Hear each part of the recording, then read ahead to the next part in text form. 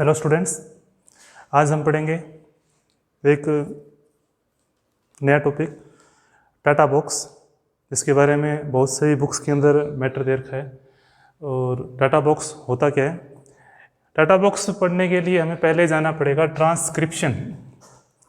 जो transcription unit है वो हम समझ चुके हैं। ट्रांसक्रिप्शन यूनिट कैसे है, क्या काम करती है, उसका डिस्क्रिप्शन के अंदर वीडियो है, तो वहाँ से आप देख सकते हैं। ट्रांसक्रिप्शन मेनली फॉर्मेशन ऑफ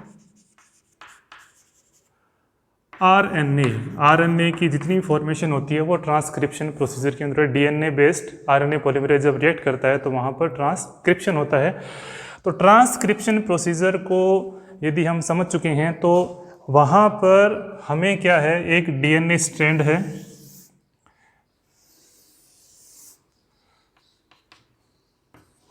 इस डीएनए स्ट्रैंड के ऊपर आरएनए पॉलीमरेज क्या करता है,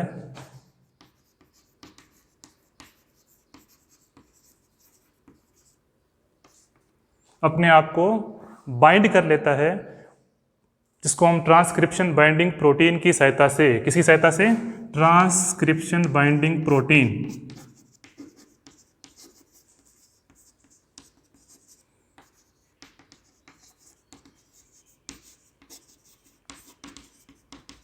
ट्रांसक्रिप्शन बाइंडिंग प्रोटीन जो होती है वो ट्रांसक्रिप्शन के लिए आरएनए पॉलीमरेज को डीएनए के साथ बाइंड करती है, और स्पेसिफिक साइट होती है, उस साइट को हम बोलते हैं, जहां पर ट्रांसक्रिप्शन शुरू होता है उसे हम बोलते हैं प्रमोटर्स, या उसे बोलते हैं प्रमोटर। हम ट्रांसक्रिप्शन में पढ़ चुके हैं। प्रोकैरियोटिक या यूकैरियोटिक ट्रांसक्रिप्शन के अंदर बहुत ज़्यादा डिफरेंस नहीं है।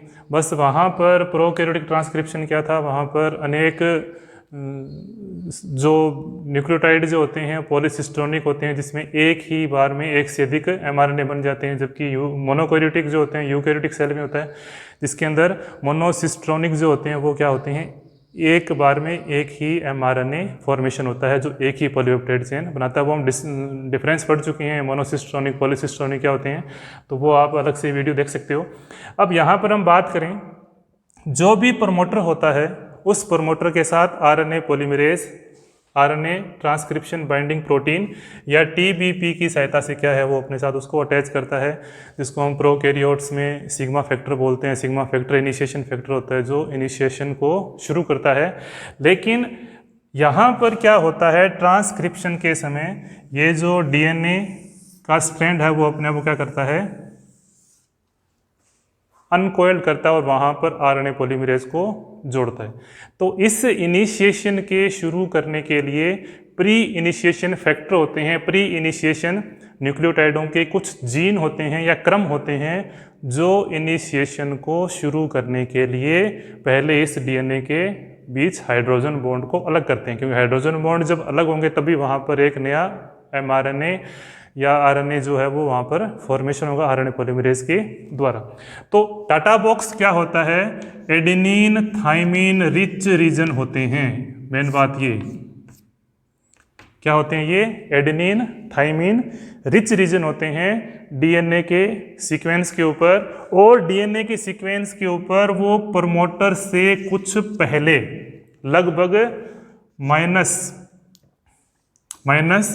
24 बेस पेयर पहले के सीक्वेंस होते हैं, और ये सीक्वेंस होता है लगभग 8 बेस पेयर लंबा न्यूक्लियोटाइड ग्रुप होता है, जिसको हम बोलते हैं एडेनिन थाइमिन रिच होते हैं। इसको हम बोलते हैं थाइमिन एडेनिन रिच है, तो यहाँ पर TA इस तरह से ये न्यूक्लियोटाइड ग्रुप होंगे, इसलिए हम इसको बोलते हैं टाटा बॉक्स, जिसमें एडेनिन होगी या फिर थाइमिन होगी, तो इनका कॉम्बिनेशन होता है TA। तो वो 8 बेस पेयर लंबा होता है और प्रमोटर रीजन से लगभग 24 बेस पेयर पहले होता है। ये पाया जाता है मेनली यूकैरियोट्स और आर्किया, इनके अंदर ये टाटा बॉक्स हैं वो पाए जाते हैं। ह्यूमंस के अंदर क्या होते हैं, लगभग ये समझो ह्यूमंस के अंदर 30% ऑफ टोटल प्रमोटर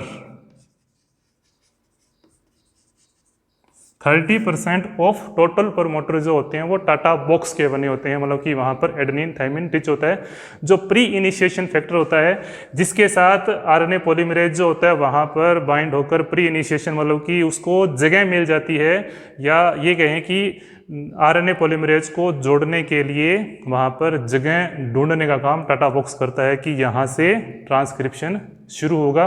वो लगभग 24 बेस पेयर्स पहले होता है। अब adenine thymine rich TATA box से ही ट्रांसक्रिप्शन शुरू क्यों होता है? क्योंकि ये एडेनिन थाइमिन के बीच जो बॉन्ड होता है, एडेनिन और थाइमिन के बीच जो बॉन्ड होता है वो डबल हाइड्रोजन बॉन्ड पाया जाता है।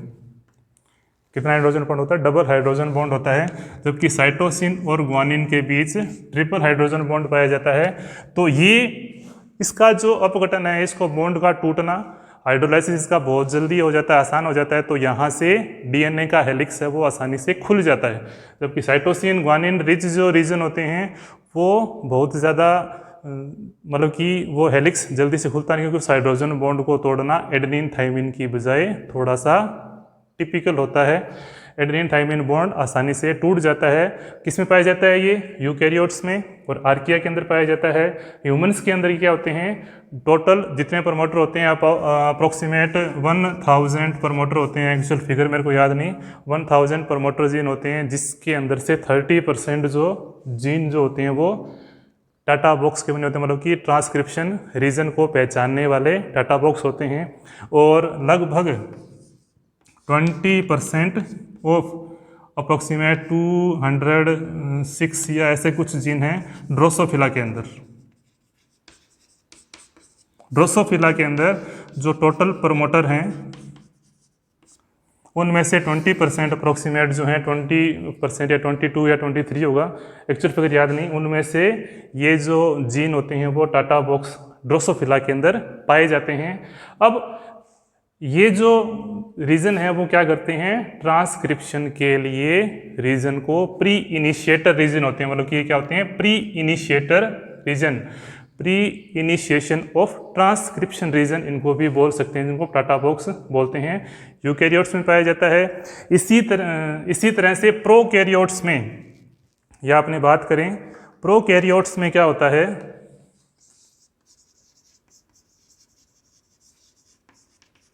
प्रोकैरियोट्स में इसी तरह का एक सीक्वेंस पाया जाता है जिसको हम बोलते हैं प्रीब्नोबॉक्स।